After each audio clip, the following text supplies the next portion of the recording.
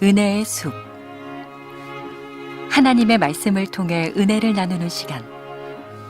이 시간 말씀에 원주 태장 성결교회 김동호 목사입니다.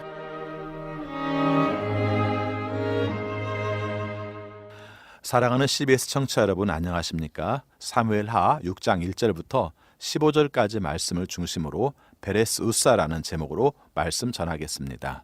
다윗은 주님의 궤를 내가 있는 곳으로 옮길 수 있겠는가 하였다. 그래서 주님의 궤가 가드 사람 오벳 에돔의 집에서 석 달 동안 머물렀는데, 그때 주님께서 오벳 에돔과 그의 온 집안에 복을 내려주셨다. 누군가가 오벳 에돔의 집에 하나님의 궤를 보관하였기 때문에 주님께서 오벳 에돔의 집과 그에게 딸린 모든 것에 복을 내려주셨다는 소식을 다윗 왕에게 전하였다.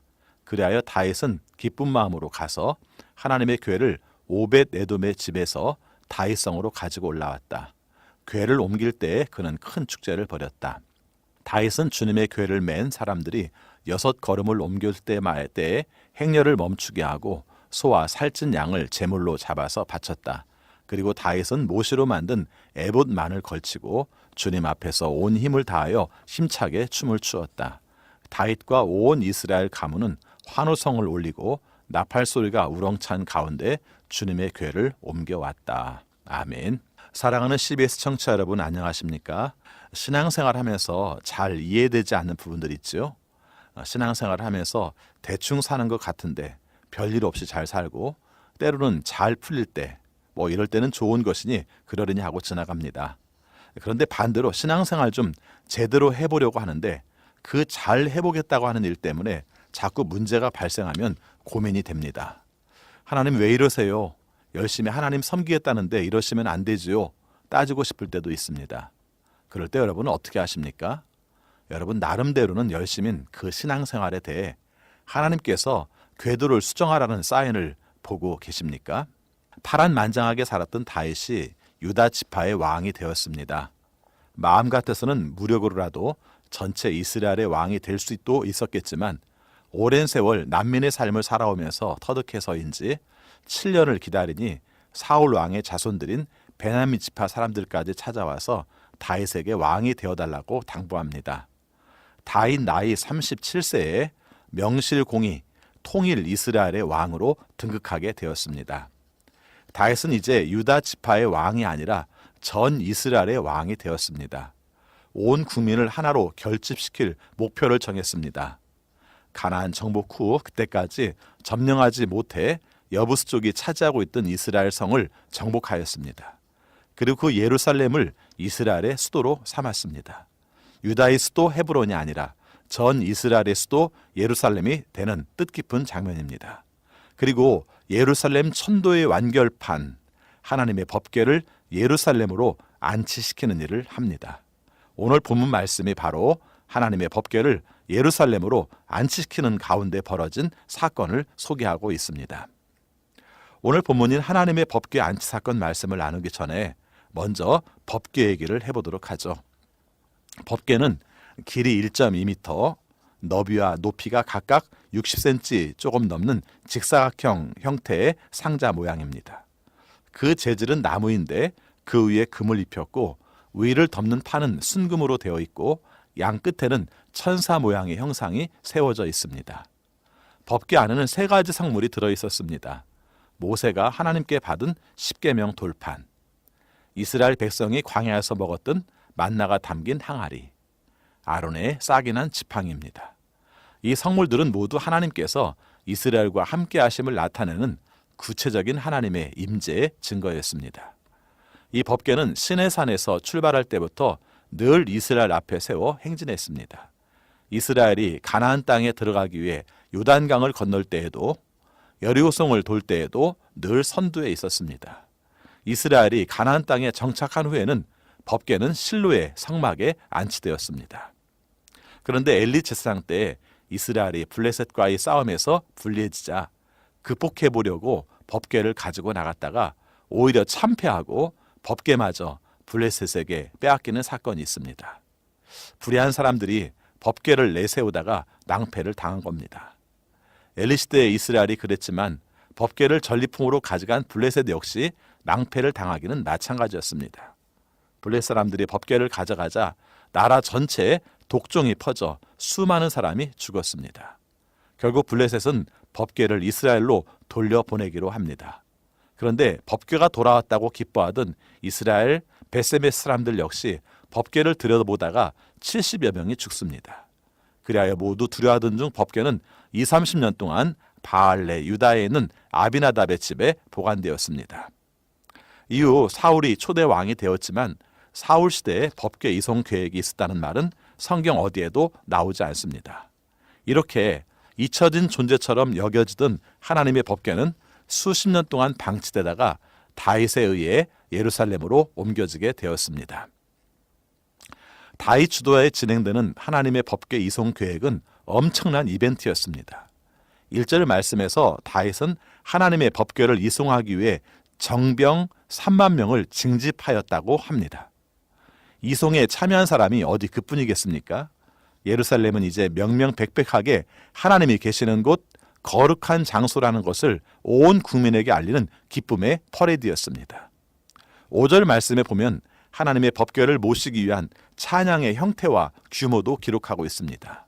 다윗과 온 이스라엘의 모든 가문은 온 힘을 다하여서 잣나무로 만든 온갖 악기와 수금과 검은고를 타며 소구와 꽹과리와 심벌질을 치면서 주님 앞에서 기뻐하였다 기록하고 있습니다. 이 5절 말씀과 평행구절인 역대상 13장 7절 8절은 더 생생하게 이 부분을 묘사하고 있습니다. 그들이 아비나답의 집에서 하나님의 궤를 꺼내서 새 수레에 싣고 나올 때에 우사와 아이오가 그 수레를 몰았다. 다윗과 온 이스라엘은 있는 힘을 다하여 노래하며 수금과 검은고를 타며 소구와 심벌질을 치며 나팔을 불면서 하나님 앞에서 기뻐하였다. 자, 여기까지는 아무 문제 없죠? 네, 하나님께서 아주 기뻐하실 만한 행사라는데 의심의 여지가 없어 보입니다. 그런데 그 순간 아무도 예상치 못한 사고가 발생했습니다. 법궤를 실은 수레가 나곤의 타작마당에 이르렀을 때 수레를 끌고 가던 황소들이 갑자기 요란하게 뛰었습니다. 그 소들이 왜 그랬는지 성경은 아무 말 하고 있지 않습니다. 법궤가 출렁거리자 수레를 뒤따라가던 우사가 반사적으로 손을 내밀어 법궤를 붙잡았습니다. 말 그대로 그 상황에서 할 수 있는 일이 그것밖에 달리 할 수 없어 보입니다. 그런데 그 순간 하나님의 진노가 우사에게 임해 법궤 옆에서 그가 즉사하고 말았습니다. 춤도 멈추고 음악도 멈추고 축제 퍼레이드도 더 이상 할 수 없게 되었습니다. 다윗은 즉각 법궤의 운반을 중지시켰습니다. 분노한 다윗은 그곳 지명을 베레스 우사, 즉 여호와께서 우사를 잡아 찢으신 곳이라는 기괴한 이름을 붙이고 철수합니다. 하나님은 왜 우사에게 진노하셨을까요? 우사는 다른 일이 아니라 하나님의 법궤를 운반하는 거룩한 일을 수행하던 중이었습니다. 법궤를 예루살렘 성소로 옮기는 일은 분명히 하나님의 이름을 높이는 일 아닙니까? 그것은 이스라엘 온 백성에게 기쁨과 번영을 가져오는 영광스러운 행위였습니다. 그럼에도 불구하고 하나님은 7절에서 우사가 잘못했다고 하십니다. 우사가 한 일이라고는 단지 수레가 흔들릴 때에 법궤를 붙든 일밖에 없지 않습니까? 그게 잘못이라면 법궤가 떨어지도록 방치하는 것이 옳습니까? 이런 면에서 보면 하나님을 이해한다는 것이 참 어렵습니다. 베레스 우사 사건 이후 3개월 뒤 법궤 운송이 다시 이루어집니다. 그때는 모든 일이 성공적으로 마무리됩니다. 첫 번째 법궤 운반 시도는 실패했는데 두 번째 법궤 운반 시도는 왜 성공했을까요? 그 답은 첫 번째 법궤 운반과 두 번째 법궤 운반의 시도의 차이점을 살펴보면 답이 나올 것 같습니다. 첫 번째 법궤 운반에 대해 묘사한 내용들을 요약해보면 법궤를 옮길 때 많은 사람이 참여하였고 온갖 악기가 동원되었고 춤추고 뛰노는 축제 분위기였습니다. 그리고 두 번째 운반도 외형적인 면에서 크게 다르지 않아 보입니다. 12절, 15절 말씀을 종합해보면 역시 두 번째에도 축제적인 분위기 가운데에서 진행되었습니다. 그러나 단 한 가지 결정적으로 다른 것이 있습니다. 1차 운반 시도를 기록한 3절 말씀과 2차 운반 시도를 기록한 12절 말씀을 비교해보면 법궤 운송 방식이 달랐습니다. 3절에서는 법궤를 소들이 끄는 새 수레에 실었습니다. 그러나 12절에서는 사람들, 제사장들이 법궤를 메고 갑니다. 법궤를 새 수레에 싣고 가든 제사장이 직접 메고 가든 그것이 뭐 그렇게 중요합니까? 라고 질문할 수도 있습니다. 그러나 이 일은 대단히 중요합니다. 일찍이 하나님께서 법궤 운반 원칙을 미리 말씀해 주셨거든요. 법궤 운반의 원칙은 이렇게 나옵니다. 첫 번째, 법궤를 운반할 때는 반드시 법궤에 부착된 고리에 막대기를 끼워 어깨에 메고 운반하라고 출애굽기 25장 10절부터 16절까지 해서 말씀하십니다. 두 번째, 법궤를 메는 일은 아무나 해서는 안 되고 반드시 레위 자손 제사장 중 고앗 자손이 감당해야 한다고 민수기 7장 9절에서 말씀하십니다. 세 번째, 함부로 법궤를 만지거나 심지어 근처에 가까이 다가와도 죽는다고 레위기 16장 2절에서 말씀하십니다. 성경 한글 번역본들끼리 약간 차이가 있긴 합니다만 개정 개혁판 성경에서는 사무엘하 6장 2절 말씀을 다윗이 하나님의 궤를 메어 오려고 했다는 표현을 사용합니다. 이 말씀에 근거하면 다윗은 원래 하나님의 법궤를 모셔오는 방법을 제시한 것이 됩니다. 메어 오기. 그렇다면 더욱 의문이 생깁니다. 왜 오랜 기간 법궤를 보관해왔던 아비나답의 아들 우사와 아이오는 하나님께서 말씀하신 전통적인 방법, 그리고 왕이 명령한 방법이 아닌 새 수레로 이동을 했을까요? 새로운 방법, 합리적인 방법, 효율적인 방법, 그리고 좀 더 폼나 보이는 이벤트를 도입하고 싶었던 것은 아닐까요? 법궤를 새 수레로 옮기는 이유를 갖다 대면 훨씬 더 그럴듯해 보입니다. 첫 번째, 법궤는 거룩하기 때문에 마땅히 새 수레로 옮겨야 한다는 논리도 하겠죠. 두 번째, 전통적인 방식보다 이 방식이 더 효율적이다. 예루살렘까지 가는 시간을 크게 줄일 수도 있고 메고 가는 사람들의 수고도 줄일 수 있다. 세 번째, 사람이 메고 가는 방식은 아나독으로적이고 수레에 태워가는 방법은 더 디지털적이다. 새로운 문명으로 하나님을 섬기는 것이 얼마나 좋은가. 아마 이와 같은 명분들이 충분히 가능할 것입니다. 그런데 하나님은 분명히 법궤를 옮길 때는 메고 가라고 명령하시다는 것입니다. 사람들은 더 좋은 곳으로 하나님을 대접하겠다고 새 수레로 끌고 갔겠지만 그러나 그것이 하나님이 원하시는 것은 아니었다는 것입니다. 그때 그 사람들의 이야기만 아닌 것 같지 않습니까? 우리가 아는 수많은 예배 행위와 신앙 행위들, 그리고 교회 생활이 이런 식으로 움직여지고 있는 것은 아닐까요? 또 한 가지 이 말씀을 들으며 이런 추론을 해봅니다.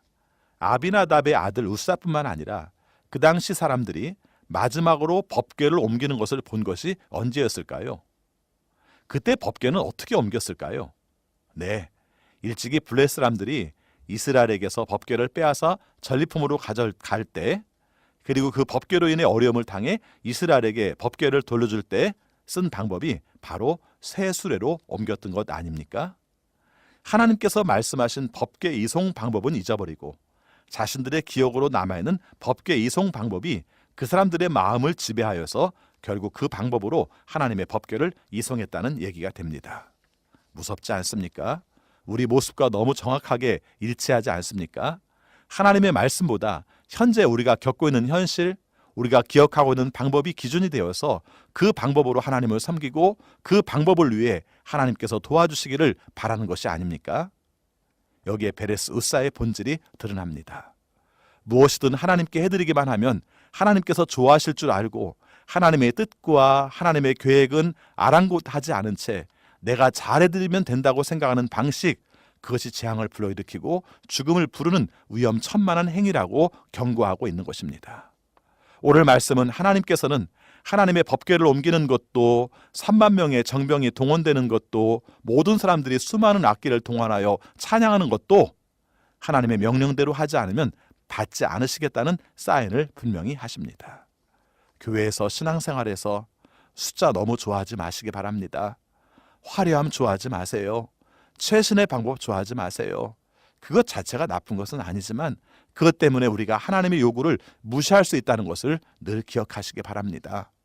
하나님의 뜻을 우리 생각에 가두려고 하지 마십시오. 우리는 가끔 하나님의 생각을 우리 마음대로 우리의 시간, 우리의 장소 안에 가둘 수 있다고 착각합니다. 특별히 하나님께 잘해드리겠다는데 하나님께서 싫어하실 리 없다고 생각하는 그 근거 없는 확신이 우리가 하나님 앞에서 잘못을 저지르는 동기가 되기도 합니다. 하나님은 본질적으로 두렵고 떨리는 분이십니다. 하나님에 대한 경외심을 우리에게는 참 불편할 수도 있습니다. 법궤를 세수로에 싣고 가는 것보다 사람을 메고 가는 것이 훨씬 불편한 것처럼 불편할 수 있습니다. 그러나 잊지 마시기 바랍니다. 신앙의 중심은 오직 하나님께 있습니다. 신앙의 중심을 우리의 실용성에 맞추려고 하지 마시기 바랍니다. 하나님은 하나님을 만홀히 여기는 자를, 업신여기는 자를 그냥 두지 않으십니다. 네, 아무도 그 누구도 나는 하나님을 업신여긴다 말하지는 않지요. 그러나 하나님을 섬기는 방법이 하나님께서 원하시지 않은 방법으로 하고 있다면 그것은 마치 하나님이 안 계신 것처럼 하는 것과 똑같습니다. 바로 하나님을 만홀히 여기는 것, 하나님을 업신여기는 것과 동일한 것입니다. 베레스 으사, 하나님께 무엇을 하는 것보다 하나님을 경외하는 데에 더 마음을 쓰는 여러분 모두가 되시기를 축원합니다. 은혜의 숲. 지금까지 말씀에 원주 태장 성결교회 김동호 목사였습니다.